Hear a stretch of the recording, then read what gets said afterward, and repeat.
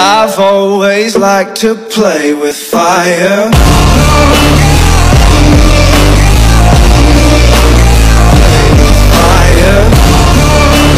Oke, baiklah, perkenalkan nama saya Bintang Sirait, NPM C1C019-177. Di sini saya akan menjelaskan bab 1, yaitu kombinasi bisnis. Apa itu kombinasi bisnis? Kombinasi bisnis merupakan salah satu cara dalam menggunakan pengembangan usaha sehingga menjadi lebih besar. Pengembangan bisnis dapat dilakukan secara internal maupun eksternal. Pengembangan bisnis internal dapat dilakukan dengan pembentukan entitas baru secara internal.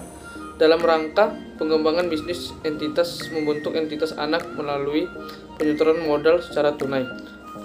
Perusahaan melakukan kombinasi bisnis dengan berbagai tujuan dan motivasi. Motivasi umum dalam melakukan kombinasi bisnis adalah ingin agar entitas tersebut menjadi lebih besar dan berkembang.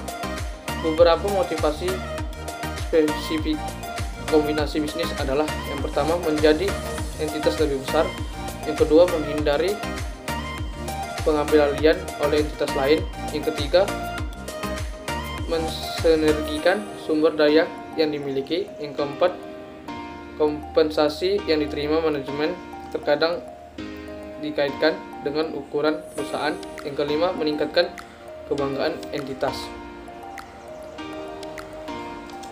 Keuntungan kombinasi bisnis diperolehnya imbal hasil yang lebih besar kepada pemegang saham dibandingkan pada saat entitas belum melakukan kombinasi bisnis. Kombinasi bisnis ada strategi bisnis.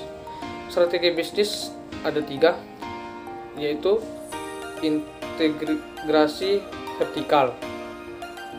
Integrasi vertikal adalah kombinasi bisnis dengan melakukan akuisisi entitas yang memiliki hubungan pemasok atau distribusi. Yang kedua, integrasi horizontal. Integrasi horizontal adalah kombinasi bisnis dengan melakukan akuisisi entitas yang menghasilkan produk sejenis atau produk yang berkaitan. Yang ketiga ada konglomerasi.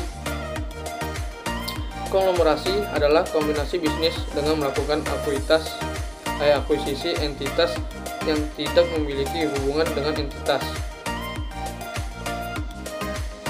Lalu ada bentuk entitas.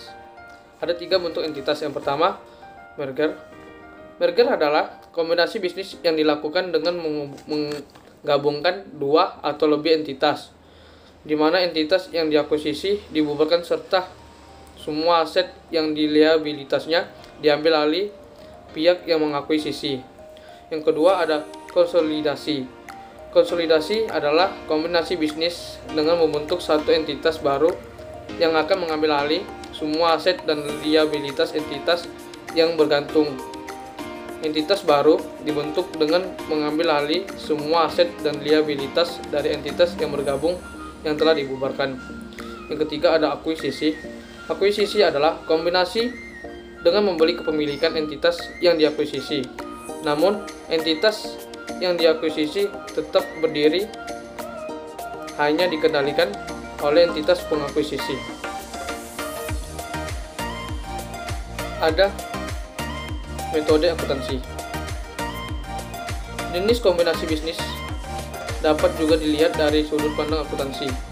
Ada 2 metode yang dikenal dalam kombinasi bisnis, yaitu metode pooling of interest atau penyatuan kepentingan.